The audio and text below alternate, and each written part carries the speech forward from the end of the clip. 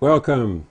This is an exciting time for us. We're a small group of people who are committed to storytelling, and so we call ourselves Story Matters. And the title of this program, which is our very first time today, is The Story Matters. Your story matters. Everyone's story matters.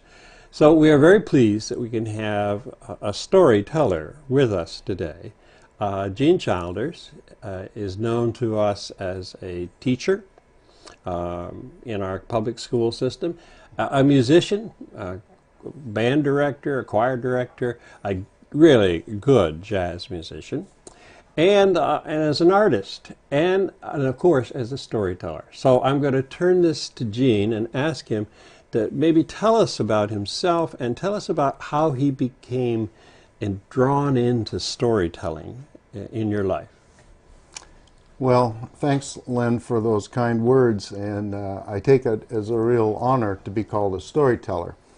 I think if I look back, that storytelling started to matter for me with radio. When I was a kid, since that time, I've always described that my favorite toy was a Philco radio. And when I was about, I would say 5 or 6, I was given that radio. It sat by my bed, and I loved the radio programs. The Shadow, Lone Ranger, Edgar Bergen, all of those kinds of shows. And it was great for the imagination. And so that's, I think, how it really began. And I grew up with, until I was 11, I lived with my mother's parents, my grandparents, and my grandfather, Grover Cleveland Perkins, born in 1886, was a Vermonter, and he had colorful speech patterns and turns of phrase. He was a jolly kind of guy, twinkle in his eye, always looking for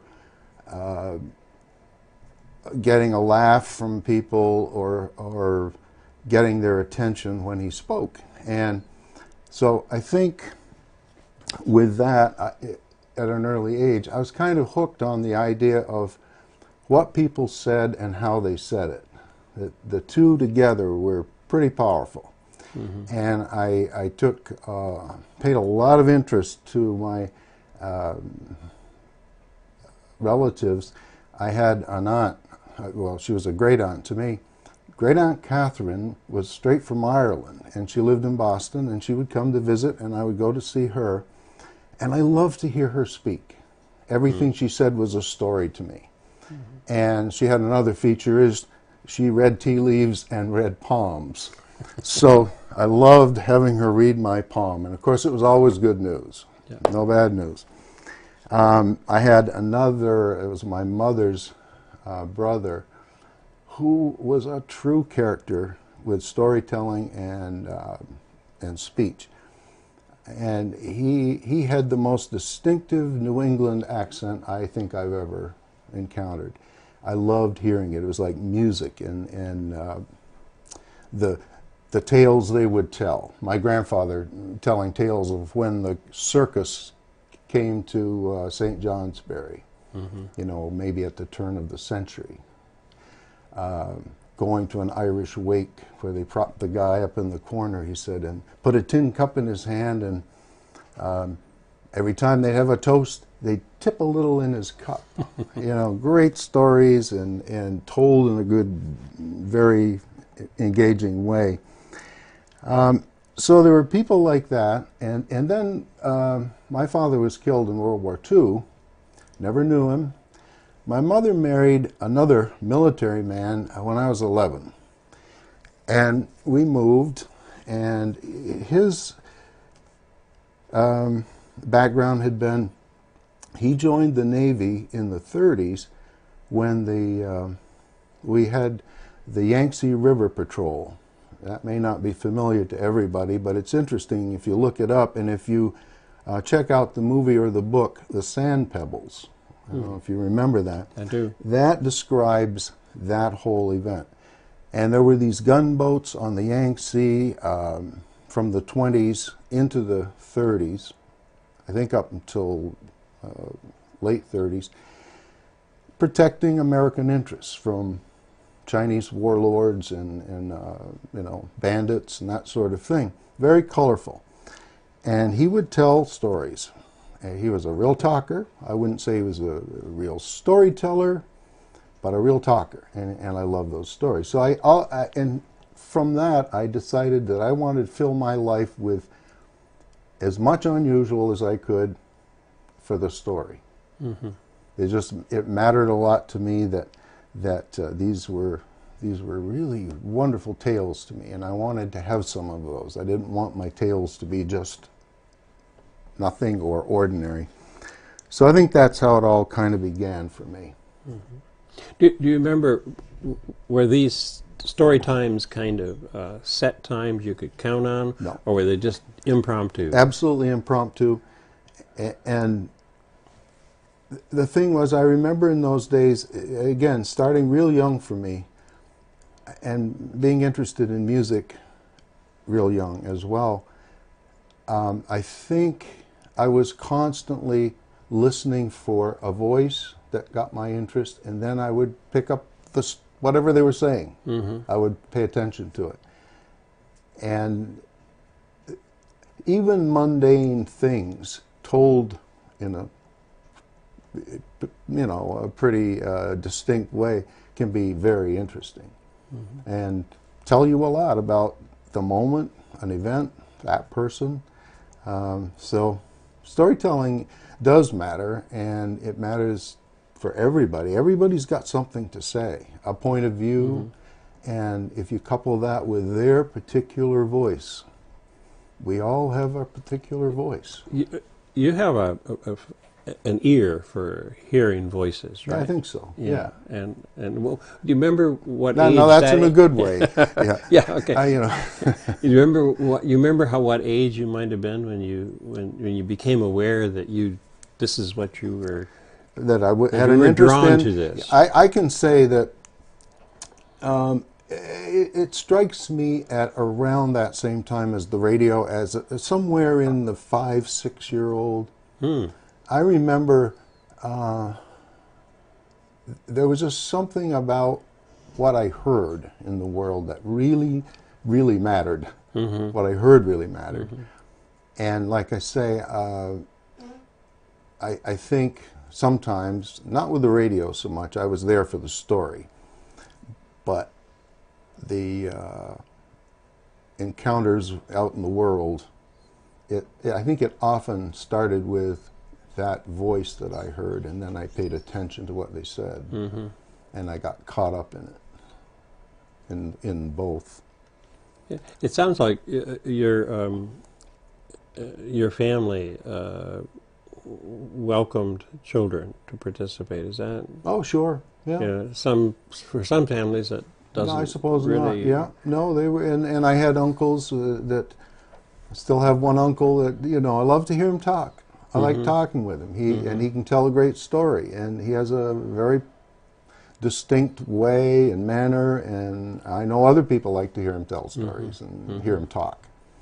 I think it's for those people. I look at that as a gift for them. They may not recognize it as that, but to me, that's one of the things that I find, well, sad really, is the regional accents and differences in speech. Over time they're going to disappear. It's going to homogenize, and I think that's a real lost treasure, really. Mm-hmm.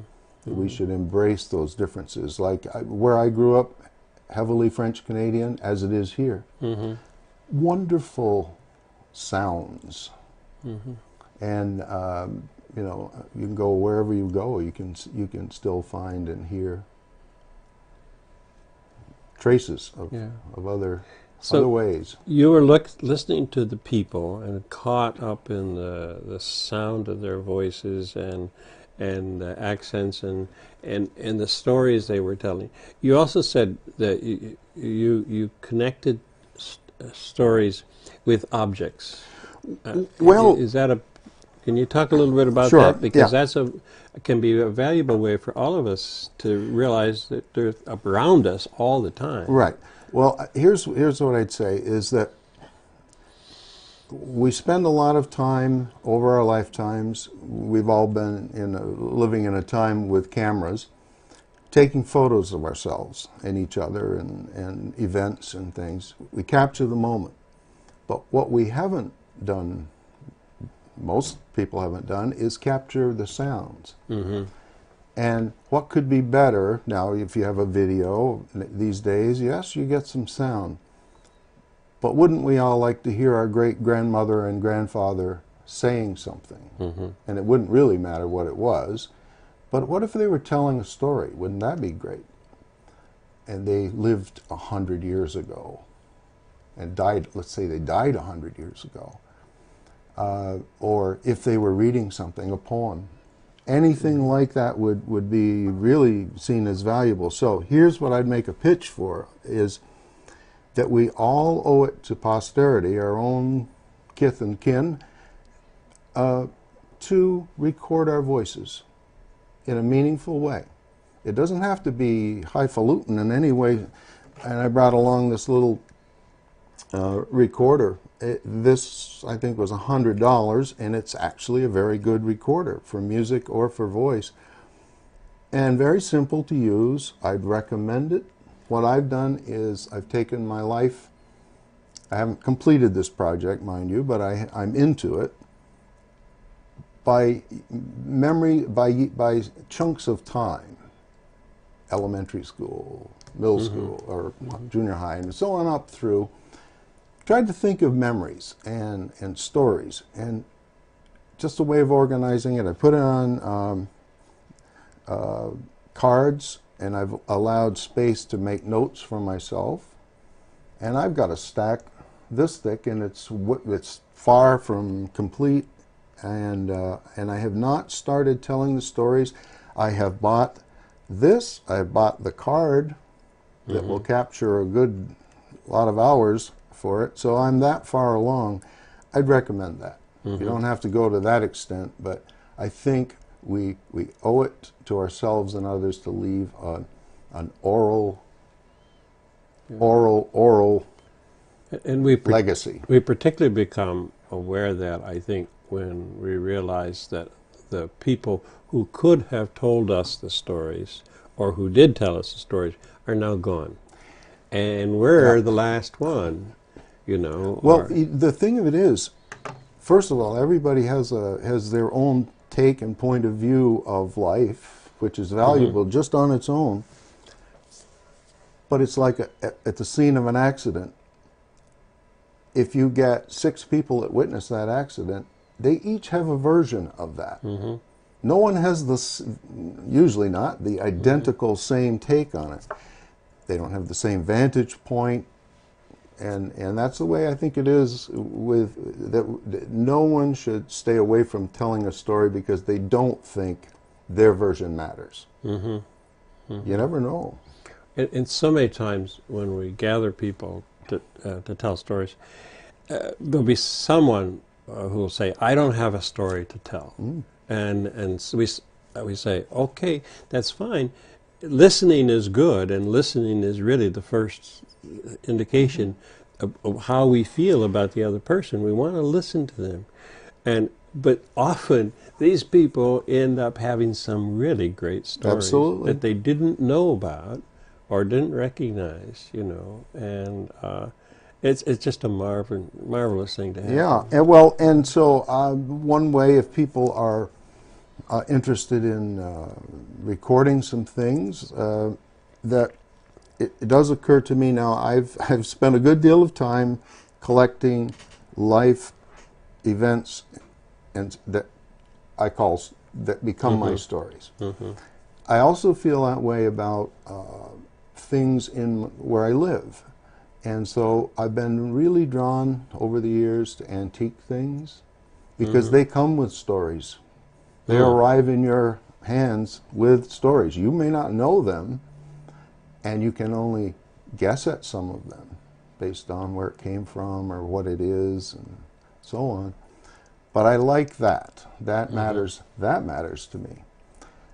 I gave our little granddaughter Morgan a youth chair, I suppose you'd call it. It's a very old one, and the bottom, the rung where the kids' feet would go, is so worn and grooved. And the whole thing is kind of original condition. I would guess it to be, I would think it could be early 1800s even, or mid 1800s. It's pretty old. We saw her recently, and not her dad, but my other son said, wow, imagine the kids' feet that have been on that rung. Oh, right. You could see it was worn out from Yeah. kids' feet scuffing and kicking and so on. I like that sort of thing because I think the story is already started for you. Yeah. So anyway, Why don't you show us some of I your- got some things here. All right, so I'll just show you this, and it leads to a story. When I was in high school, several of my friends, we decided we wanted to form a band. We did form a band, and the youngest member was that lady right there, playing the piano, who became my wife. And we were called the Saints, and we lived in Orleans, Vermont, and so we covered the territory up there, and we'd get into New Hampshire, northern Hampshire some. Anyway, we were a popular dance band, and this is back in around 60, 61, 62. We were about 3 years we were at this. Got very popular, and in those days there were still pavilions around on lakes where the big bands would come, used to come, and some halls. Well, the Elks Ballroom in Derby, now there's no date on this, but I'd say it's around 60. I think it had been called the International Club. It's only about 6 miles from the Canadian border. Would, for 2 summers, it was the most incredible thing. About every other week, they would have a group, a name act. Oh my. Like Louis Armstrong, I saw Louis twice.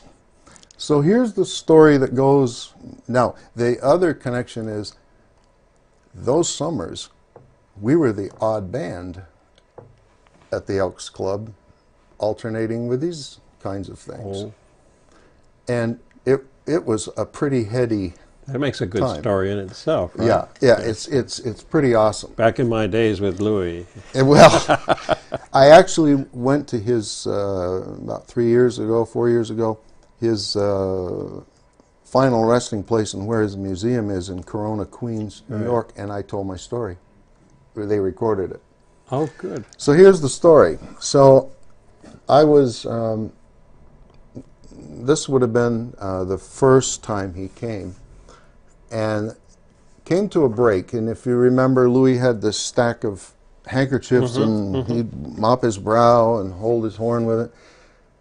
And I got it in my head, I want one of those. So it took a lot. I was a fairly shy person, and I saw a guy that was certainly with Louis. The break came, Louis disappeared, and this guy was still out and about. And so I went up to him and I said, look, I'm a trumpet player. I love this guy. Any chance I could get one of those handkerchiefs? Well,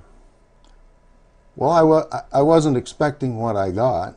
He said, I don't know, kid, let's go ask Louis. I thought he was just going up and either say no or go get one right off the stand. So we trooped back to this dressing room, and it was all dark, and as I recall, there was really just one naked light bulb hanging down. It was very dark and dingy, and I was scared out of my wits. The guy, we go in, hey Louis, got a kid here who wants one of your handkerchiefs. Okay, man, I'll be right out. And so, out through the gloom of the place, it was so poorly lit, comes Louis, and my heart's throbbing. what am I going to say? This isn't the way it was supposed to happen. Yeah. So he comes right up. He was so nice and so friendly. And what I noticed right off the bat was he was rubbing a cream on his lip. And as a trumpet player, you're aware of these things. And I noticed he had 3 really big indentations. I think it was 3, but real features of his lips. You know, all this playing for a lifetime, and obviously it calloused, and it was kind of a sight. And I was sort of fixed. It was like, I was a cross between fascination and fainting. And I said, any chance I could get a handkerchief? Oh man, he says, I'd love to do it, but he said, when I'm out on the road, it's just so hard to keep those things laundered and keep those things available. I can't find them when I need them, and I'd love to do it, but I just can't. I was satisfied, he was sincere. Okay, so there's that story. But when I went to Queens, they had something that indicated, we like stories about Louis. Can you tell us if anyone comes into this museum with a Louis story? We'll record you. So I inquired about that, and wouldn't you know, the woman who lives still next door to Louis's house. It's in his house, this museum, fabulous house, was his tour. I don't know what she called herself now, but it was her job to take care of the handkerchiefs. And immediately when I told her that story, she said, oh, absolutely. Oh, it was a nightmare. She said, trying to keep that man ironed up and his clothes all cleaned and those handkerchiefs out there in a nice, neat stack. She said, it was terrible on the road. We just, we'd fly from one place. And it corroborated everything that he had said, just as sincerely. It was wonderful. So that's a Louis story, and I'll just... That's great. Another story that's worth noting that goes along with this, I saw Duke Ellington 2 times, Count Basie 2 times, Ray McKinley and the Glenn Miller Orchestra, and others. On a break, Duke Ellington, we were sitting in tables, some of my friends, band friends there, right next to the bandstand. And, we figured he was going to leave too, disappear and come back after the break. It was a very long break. This one was a very long break, longer than I think anticipated. There was a piano sitting down on the floor. They had one on the stage, but this one was on the floor. And our table was right by that piano. Wouldn't you know, he came over and sat down at the piano and encouraged us to come hang around with him. I stood right exactly over the guy's right shoulder for the next 45 minutes. And here's what he did. He just was kind of off in his own space, including us, and he said, here's a song I've been working on. Listen, Andrew. He said, now, I've got a couple of endings. What do you think about this? He's asking a bunch of high schoolers. And we're all, our jaws, we're silent as could be, just stunned. And he'd play that ending. Okay, here's the other one. He'd play that ending. What do you think? Well, we almost were speechless, but I remember that we did, oh, well, I like this ending. Okay, he'd do another one. About 45 minutes. Right. That's a very long break for a band with people waiting to dance. But pretty fantastic moment for me. Aren't they great moments? Oh, They're great moments. stunning. Yeah. Those are big. Those are good, really great stories. Maybe you could tell us about a few more of your objects. The time goes so fast. Yeah. I don't want to get bogged down here. Well, here's one that we can go kind of quickly. If we all remember Fred Tuttle. Fred Tuttle. Yeah. Well, when Fred was... I'll remember Fred Tuttle. Yeah. Yeah. He was a charming guy, and my wife and I had run into him a time or two, but there was one time when he was here, probably for a book or something, at the bookstore. And we came to see him, and it turned out that sat with him for as much as an hour, 45 minutes to an hour. Nobody was around. He was unattended and had nothing to do, and we had the greatest conversation. So, jump a year or so from there, and we were at the Tunbridge History Expo. Oh, yes. We were about to leave, and I had purchased this item. And so I was walking along with this, and across the parking lot, I saw Fred coming all by himself, bib overalls, kind of a hitching along as he did. So we waited for him to get to us, and I said, Fred, I don't know if you remember us. I told him, oh, yeah. I wasn't sure if he did or not, but he was gracious. Oh, yeah. And I had this, and I thought, well, I'm just going to dive right in here. I mean, I approached him, really. I said, Fred, do you know what this is?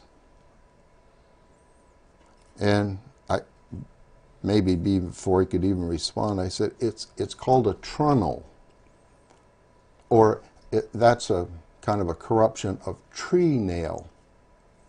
And I said, I just bought this from a booth there at the expo, and they were doing a fundraiser. It's from the Taylor Covered Bridge in Montgomery, Vermont, from about 1890. They've taken that one down, I guess, and rebuilding it or something, and it's a fundraiser. It's called a tree nail or a trunnel. He looked at me and he says, you believe that? And, you know, that was just brilliant. It was just... I can see him. I can see him. Yes. Yeah. It didn't take more words to kind of bring it to a point than that. Yeah. What about this curious object you have here? Okay. So everybody has stuff laying around, and sometimes you're the only person that knows about this. And my wife knows about this, and I've told my sons, but I doubt that they really, remember it. My story. This, even my wife didn't remember. Now, this is an exotic story. Okay. I'll make it as quick as I can. We lived in Egypt for a few years, and we did some very adventuresome things. One of them was to go out to the Biafra Oasis, which is out in the western desert, and it is just that, an oasis, one of the big ones that's out there. And we had at the time a Volkswagen station wagon with a sunroof. We parked the car. We were with some other people, and they had a vehicle, and apparently we had not shut the sunroof. So we came back to the car, and I actually forget now, I think it might have been a camera, but something was missing from the car. Now this is a typical, this is in 1979 or 80, typical Egyptian village, very rural. And so we found somebody to register a complaint that some stuff had been taken. Well, it caused a very big stir, and for the next 20 minutes or half hour, there was this commotion and people running to and fro. Pretty soon, a couple of young lads were brought by the scruff of their neck forward. Turns out that they had used this to reach down through the roof, that slit that was open, and bring out whatever it was they took. And we made it clear that we didn't want any punishments. We had someone with us that spoke Arabic. Any idea what this might be? What the kids would have used this for? No.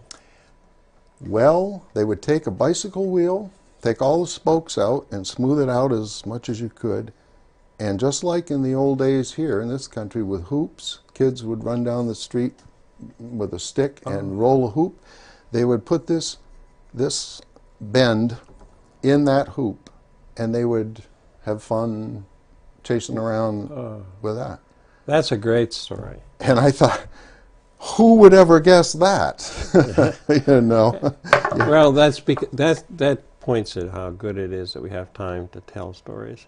Our time is really coming to an end. Okay. I want to thank you for coming, and trust you'll come back at another time. Be my pleasure.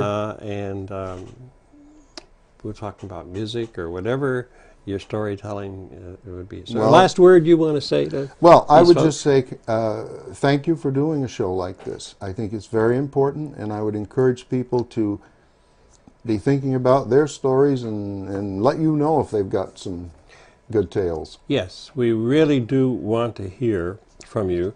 We're ongoing all the time, looking for new ways to help people focus in on their stories and tell their stories. And no story is insignificant. Every story is important. Your story is important.